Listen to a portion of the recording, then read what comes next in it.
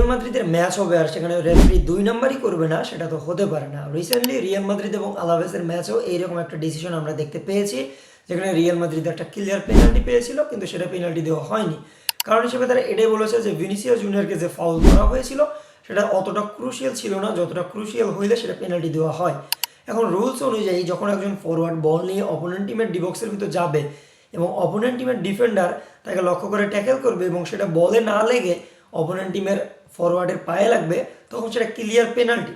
এবং ভিনিসিয়াস জুনিয়রের ক্ষেত্রেও ঠিক একইটা হয়েছে, যেখানে ভিনিসিয়াস জুনিয়রের পায়ে তখন তো বলও ছিল না এবং ডিফেন্ডার ইন্টেনশনালি ভিনিসিয়াস জুনিয়রকে আটকানোর জন্যই ফাউল করেছে। এটা তো ক্লিয়ার পেনাল্টি এবং ইয়েলো কার্ড, কিন্তু রেফারি সেটা দেয়নি। এখন আমার কথা হচ্ছে, এটা যদি পেনাল্টি না হয় তাহলে ভিনিসিয়াস জুনিয়র সেখানে ডাইভ দিয়েছে, তাহলে ডাইভ দেওয়ার জন্য হলেও তো ভিনিসিয়াস জুনিয়রকে ইয়েলো কার্ড দেওয়া উচিত। ইয়েলো কার্ড দেওয়া হলো না কেন? এবং অপরদিকে ম্যাচ রেফারি তো ভিআরের ডিসিশনই শোনেনি এবং ভিআরে চেক পর্যন্ত করেনি। এবং ভিআরে বসেছিল আরেক পণ্ডিত, যে কিনা কোপা দেলের ম্যাচের আগে রিয়েল মাদ্রিদকে ওপেনলি থ্রেট করেছিল এবং বলেছিল যে আমরা রিয়েল মাদ্রিদকে দেখে নিব। আমার মনে হয় 2018 সাল পর্যন্ত যেরকম নিগ্রেরা কেস ছিল, এখনও সেই নিগ্রেরা কেস আবার মাথা চাড়া দিয়ে উঠেছে।